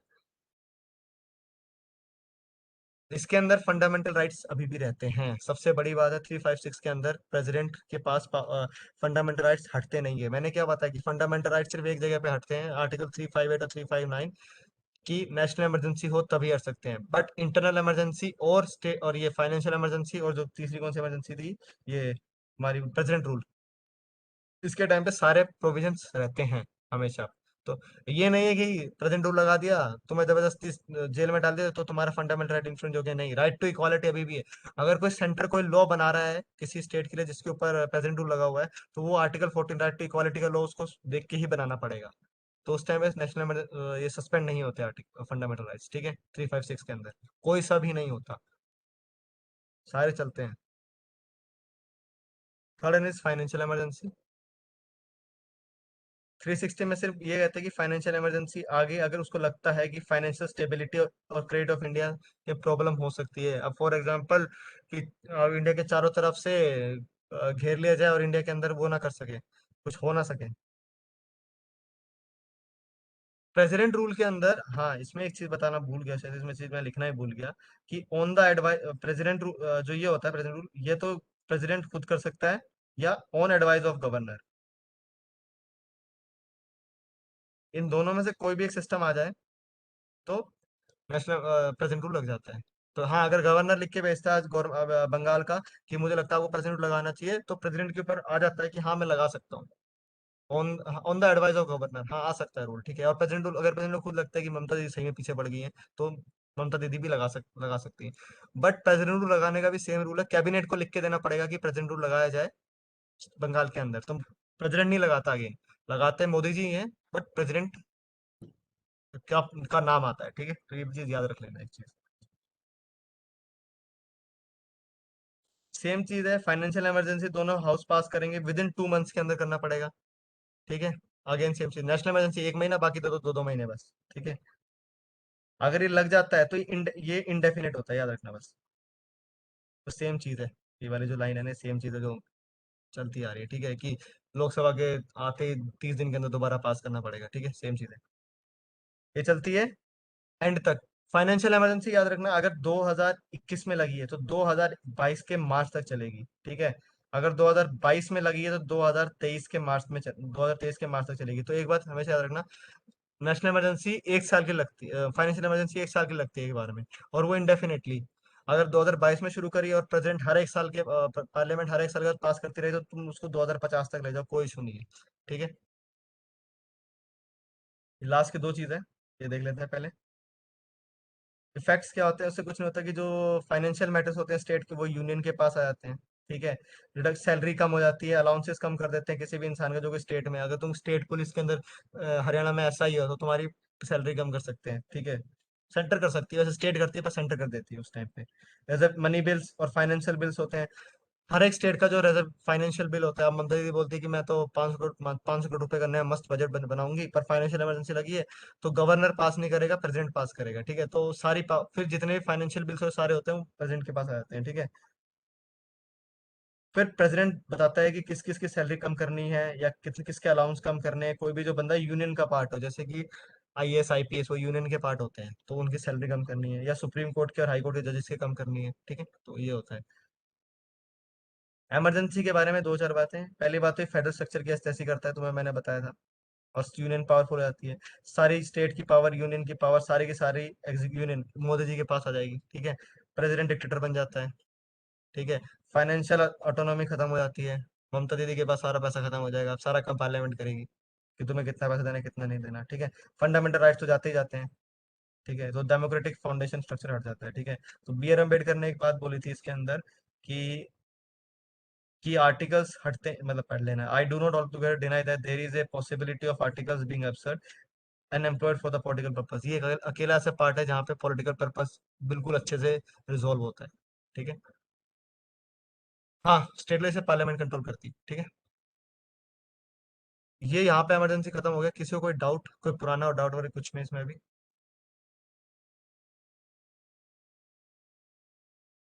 ठीक है। नेशनल इमरजेंसी 1 महीना, बाकी दोनों इमरजेंसी दो दो महीना, ठीक है। बस इतना याद कर लो। टू थर्ड मेजोरिटी सबको पास करना है, ठीक है। प्रेजेंट रूल के और नेशनल इमरजेंसी में सारे आर्टिकल्स, नेशनल इमरजेंसी लगती है एक्सटर्नल एग्रेशन और वॉर के लगते हैं 19, तो हटता हटता ही है। और कोई हटा रहा चाहे प्रेसिडेंट, तो आर्टिकल 359 के थ्रू कोई और प्रेसिडेंट आर्टिकल हटा सकता है, 2021 को छोड़ के। स्टेट इमरजेंसी में नहीं कर सकते, ठीक है। स्टेट के अंदर बिल्कुल नहीं कर सकते, स्टेट के अंदर इमरजेंसी लगी है तो सारे के सारे फंडामेंटल राइट्स रहेंगे ही रहेंगे। फाइनेंशियल इमरजेंसी का कोई पीरियड नहीं होता, पहले बता दिया मैंने तुम्हें, याद रखना। पीरियड सबसे इंपॉर्टेंट पीरियड्स होते हैं। पीरियड्स में क्या होता है? नेशनल इमरजेंसी, ये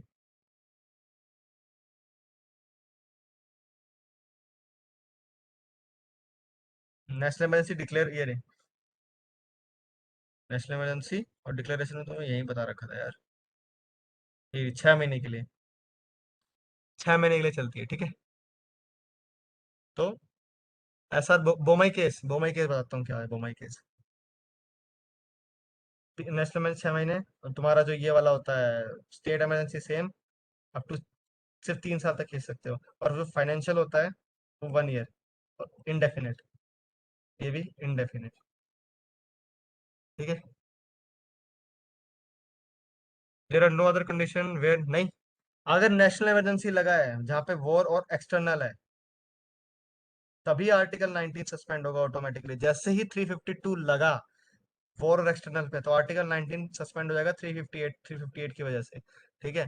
बट कोई और आर्टिकल सस्पेंड करना है, फॉर एग्जांपल कि जबरदस्ती लोग बोल रहे हैं कि सर नेशनल में चल रहा है पर हमें ये क्या कहते हैं एक्सप्लॉयटेशन हो रहा है जबरदस्ती, हमारा क्या कहते हैं प्रोस्टिट्यूशन ज्यादा बढ़ गया है, तो 23 और 24 भी प्रेसिडेंट हटा सकता है, ठीक है। पर सिर्फ वॉर और एक्सटर्नल कंडीशन में तभी 359 काम करेगा।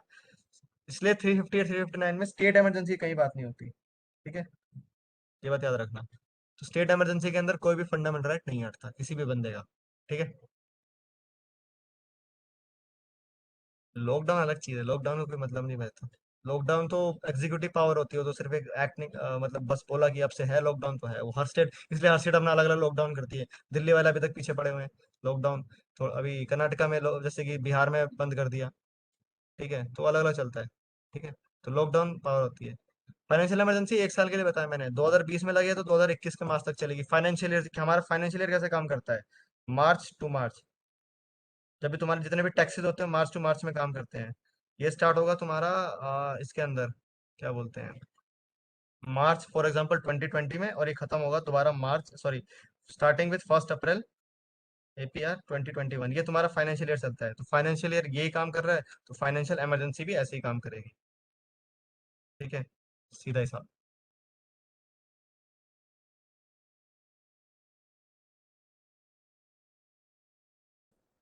नहीं, किसने बोला नहीं?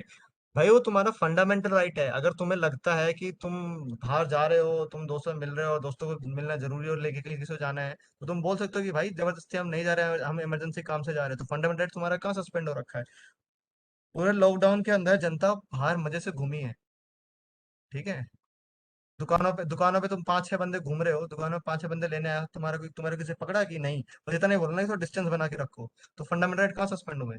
इमरजेंसी थोड़ी ना लगी थी उसके अंदर। कई इमरजेंसी का डिक्लेरेशन है प्रेसिडेंट की तरफ से, ये मैं 352 डिक्लेयर कर रहा हूँ पूरे कोरोना में, नहीं। तो कोई भी फंडामेंटल राइट कैसे सस्पेंड हो सकता है? कुछ नहीं हुआ था। हाँ, एक दो जगह तुम्हारे फाइन लगे हैं, पर तुम्हें जेल में थोड़ी ना डाला है। वो दो चीजें बैठ जाती है इसके अंदर।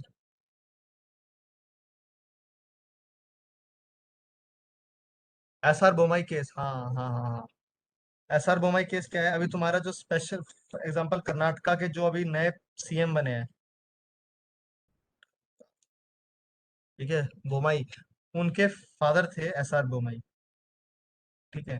तो क्या हुआ था कि उस टाइम पे जो कांग्रेस थी, उन्होंने एक ना इमरजेंसी लगा दी कि तुम्हारी जो स्टेट हंग असेंबली हो गई थी एक तरीके से हंग, और साथ में इनकी फंक्शनिंग थोड़ी अलग चल रही थी।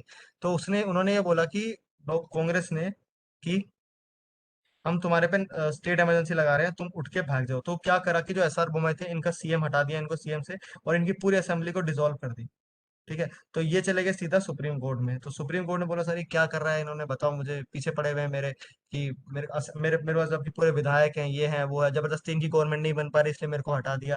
तो सुप्रीम कोर्ट ने बोला था कि दो, नेशनल ये पावर प्रेसिडेंट के पास दे रखी है, बट इसका मतलब ये नहीं कि वो कैसे भी एक्सरसाइज करें। 10, ये ये इमरजेंसी हटा दी गई थी SR बोमई के ऊपर, प्रेसिडेंट पावर, और कुछ गाइडलाइंस दी गई थी कि कब कब हम कब कब हम प्रेसिडेंट रूल लगा सकते हैं, ठीक है। तो वो SR बोमई केस था। उसमें गाइडलाइंस दी गई थी कि कब कब नेशनल सॉरी प्रेसिडेंट रूल लगेंगे और कब कब नहीं लगेंगे, ठीक है। Suppose condition like after national emergency, नहीं, स्टेट इमरजेंसी के अंदर कोई कंडीशन नहीं होती, उसके अंदर सिर्फ ये होता है कि जो स्टेट की पावर होती है वो उठ के सेंटर के पास आती है और पार्लियामेंट के पास आती है। अगर गवर्नर की पावर है तो स्टेट के पास, सीएम की पावर पीएम के पास, और जुडिशियल पावर तो रहती ही नहीं है, जुडिशियल पावर रहती है, मतलब हाई कोर्ट की पावर को कुछ नहीं कर सकते, और स्टेट लेजिस्लेचर की पावर स्टेट के पास, सॉरी सेंटर पार्लियामेंट के पास। तो ये बस यही चेंज होता है और कुछ चेंज नहीं होता, और वो सिर्फ उसी स्टेट में काम करता है। स्टेट इमरजेंसी क्वेश्चन ये आ सकता है कि नेशनल इमरजेंसी कितनी लंबी चल सकती है एक बार में, कौन उसको अप्रूव करता है, ठीक है। आर्टिकल 356 की बात आती है, तो उसमें जो लॉ मेकिंग पावर होती है किसके पास ले आती है, who can declare national emergency, सबसे फेवरेट क्वेश्चन है, ठीक है। और उसके अलावा किसके एडवाइस पे काम कर सकती है नेशनल इमरजेंसी, प्रेसिडेंट को कौन बोलेगा तब जाके नेशनल इमरजेंसी लगेगी। तो ये 4-5 क्वेश्चन इसके अंदर आते हैं, ठीक है। बड़े बड़े नहीं आते, बस इंपॉर्टेंट इंपॉर्टेंट यही आते हैं कि कौन लगाएगा, कैसे लगेगी और कब तक लगेगी, बस, और कैसे हटेगी। 6 महीने के बाद दोबारा कंटिन्यू कर दो, 6 महीने खत्म है, दोबारा लोकसभा बोलेगी हाँ हमें ठीक लगता है, तो दोबारा 6 महीने इंक्लूड कर दो, कोई इशू नहीं है उसके अंदर। सर इमरजेंसी के नहीं, बहुत ठीक है इमरजेंसी, बस यही था आई गेस। और कुछ है किसी को कुछ और डाउट, छोटा मोटा कुछ भी? सर लॉकडाउन डेलीगेटेड, हाँ, लॉकडाउन नहीं आएगा डेलीगेटेड। डेलीगेटेड क्या होता है? डेलीगेटेड होता है, डेलीगेटेड का सबसे बड़ा एग्जांपल है पंचायत सिस्टम, कि हम पंचायत का लॉ बना रहे हैं, बट स्टेट के पास पावर है कि पंचायत को कैसे डिफाइन करता है और पंचायत की पावर कैसे होंगी, तो वो डेलीगेटेड में आ सकता है, लॉकडाउन नहीं आता। लॉकडाउन तो एक एग्जीक्यूटिव पावर है, डेलीगेटेड में डेलीगेशन आता है, ठीक है। हाँ, प्रेसिडेंट एक बार बोल सकता है कि मुझे रिकंसिडर करना है, ठीक है। अगर मैंने इमरजेंसी लिख के दी, चाहे वो स्टेट इमरजेंसी हो, चाहे वो नेशनल इमरजेंसी हो, कैबिनेट ने लिख के दिया कि सर हमें नेशनल इमरजेंसी लगानी है, तो वो लोग बोल सकते हैं कि प्रेसिडेंट बोल सकता है कि नहीं, मुझे लगता नहीं लगानी चाहिए, जैसे फखरुद्दीन अली अहमद ने एक बार करा था उस टाइम पे कि देख लो एक बार, बट इंदिरा गांधी नहीं मानी, तो उन्होंने बोला तुम लगाओ। तो प्रेसिडेंट वापस कर सकता है पर मना नहीं कर सकता, सबसे बड़ा इंपॉर्टेंट है यही, यही तो तुम्हारा 44, यही तो यहाँ पे तो 44 उठ के आता है कि प्रेसिडेंट बाउंड है सारा काम करने के लिए कैबिनेट के, बट कैबिनेट को लिख के देना पड़ेगा, एक बंदे के कहने पे नहीं होगा, ठीक है। नहीं, 3 साल नहीं लगेगी, 6 महीने के लिए 3 साल तक खींच सकते हो, पर 3 साल तक खींचने का भी एक रूल है। अगर तुम्हारा 6 महीने पूरे हुए, ठीक है, 1 साल हो गया, 1 साल के बाद तुम बोल सकते हो कि भाई अब तो इलेक्शन हो सकते हैं, पर तुम कहते हो सर इलेक्शन नहीं हो सकते, क्या करें, ये है वो है, तो उस केसेस के अंदर तुम 3 साल तक खेल सकते हो, बट उसके अलावा नहीं खेल सकते। जैसे 3 साल पूरे हुए, तुम्हें स्टेट गवर्नमेंट को बैठाना पड़ेगा, इलेक्शन करना पड़ेगा। तो मैक्सिमम टू मैक्सिमम 6 महीने, और maximum sorry minimum to minimum 6 महीने, मैक्सिमम टू मैक्सिमम 3 साल, ठीक है। 33, 34, 35 यार कोई इंपॉर्टेंट नहीं है यार, वैसे तो क्या करोगे 33, 34, 35 का क्वेश्चन भी नहीं आता। इतना ही होता है कि आर्म फोर्सेस के पहले 30, 34, 35 ये बोलता है कि आर्म फोर्सेस के पास फंडामेंटल राइट्स होंगे, वो कर्टेल होंगे, मतलब आर्म फोर्सेस पे फंडामेंटल राइट नहीं लग सकते, ठीक है। उनके पास कुछ चीजें सस्पेंड होगी, ठीक है। मार्शल लॉ जहां पे भी लगा होगा वहां पे फंडामेंटल राइट ऑटोमेटिकली सस्पेंड हो जाएंगे, दो, बस ये दो चीज होती है बस, मेनली। पढ़ लेना खुद से, बहुत सिंपल है, पर पेपर में आता नहीं है। लीगल के लिए कैचअप ले लो। और कुछ किसी और डाउट किसी और चीज के अंदर? आई गेस सारा इमरजेंसी बता दो तो पता लग गया कि इमरजेंसी कैसे काम कर रहा है, ठीक है। ठीक है, थैंक यू। और कुछ डाउट हो पूछ लेना, बाकी इमरजेंसी आई थिंक सो इससे ज्यादा कोई पूछेगा नहीं। जल्दी पूछ, जल्दी जल्दी। यार राइट टू वोट, मैंने तुम्हें पिछली बार ही बताया था कि right to vote constitutional right है, मतलब कॉन्स्टिट्यूशन में लिख रखा है, और शेड्यूल राइट है, राइट क्या बोलते हैं, Republic of people, representation of people act 1950 and 51 में भी दे रखा है। तो वहां पे ये स्टेटूटरी राइट बन जाता है, लीगल राइट बन जाता है, इसके ऊपर कुछ नहीं है राइट टू वोट। अगर तुम फॉर एग्जाम्पल जेल के अंदर हो, तुम्हें बोलोगी सर मेरे को वोट देने जाना है आज मोदी जी की कॉन्स्टिट्यूंसी का मैं मेंबर हूँ, तो तुम्हारे को तिहाड़ जेल से उठा के थोड़ी ना बनारस लेके जाएंगे वोट दिलाने के लिए, तो right to vote fundamental right तो वैसे ही नहीं होगा, क्योंकि वो तुम्हारा मना कर सकते हैं, ठीक है। रीजनेबल रेस्ट्रिक्शंस प्लेस होती हैं उसके ऊपर, hence it's a legal right, right to vote is a legal right, statutory and a legal right. अगर लीगल ऑप्शन है तो लीगल कर देना, स्टेट्यूटरी है तो स्टेट्यूटरी कर देना, दोनों आते हैं दोनों पे टिक कर देना, पर ये क्वेश्चन आएगा नहीं, ठीक है, क्योंकि वो डिबेटेबल टॉपिक है। फाइनेंशियल इमरजेंसी 1 साल, हाँ, आज लगाओगे तो अगले 1 साल तक चलेगी पूरी एक बार में। पॉलिटी में मेरी कितनी स्कोरिंग थी भाई, पॉलिटी का पता नहीं है मेरे को, इतना आइडिया नहीं यार, बट हाँ सीडीएस और इन सब के एग्जाम में मेरे ठीक ठाक आ जाते थे, मतलब अगर 40 क्वेश्चन है तो 30 के आसपास ठीक हो जाता। पॉलिटी में आ जाते हैं 30-35 आ सकते हैं, पक्का आएंगे तुम्हारे इस बार, पेपर के अंदर 30 के ऊपर 30-35 में आते ही आते हैं, इसलिए मैं बता रहा हूँ पॉलिटी सबसे इम्पोर्टेंट, पॉलिटी और लीगल सबसे इम्पोर्टेंट है। तो जो शारिबा ने पढ़ा है उसको 3-4 बार पढ़ लेना, और जो तुम्हारे अभी तो तुम्हारा कॉन्ट्रैक्ट और आईपीसी आएगा ना, पढ़ लेना। मैथ में 1-2 क्वेश्चन आते, ज्यादा नहीं आते, छोड़ दो मैथ, कोई जरूरत नहीं मैथ पढ़ने की। 1-2 क्वेश्चन के लिए पूरी थोड़ी ना आर डी शर्मा वो पढ़ोगे, आर डी शर्मा या फिर राकेश यादव, ठीक है। आईपीसी के लिए वो बता देंगे, पूछ लेना एक बार, ठीक है। स्टेट इमरजेंसी के लिए 356 लगता है, नेशनल इमरजेंसी 352, स्टेट 356, और 360 तुम्हारा फाइनेंशियल इमरजेंसी, ठीक है। Catch up, catch up by single publication, ठीक है। यूएनओ से करंट अफेयर नहीं आते, कोई जरूरत नहीं, ठीक है। बाकी चलते हैं, ठीक है, thank you very much, and कल ही क्लास देखते हैं, ठीक है, बाय। करंट अफेयर बता दूंगा बाद में बताऊंगा सारी चीजें नेक्स्ट क्लास में, जब ये हमारा स्टैटिक पोर्शन खत्म हो जाएगा ना, देन उसके बाद बताऊंगा कि करंट अफेयर में क्या क्या आएगा, ठीक है। पहले स्टैटिक खत्म हो दो, क्योंकि स्टैटिक खत्म होगा तभी तुम्हें करंट समझ आएगा। यूनिवर्सल काम चला हुआ है, पढ़ लो पर कोई फायदा नहीं होता, तो इससे बड़े लक्ष्मीकांत पढ़ लो, ज्यादा बेटर रहेगी। लीगल के लिए ठीक है universal. Okay guys, thank you, bye.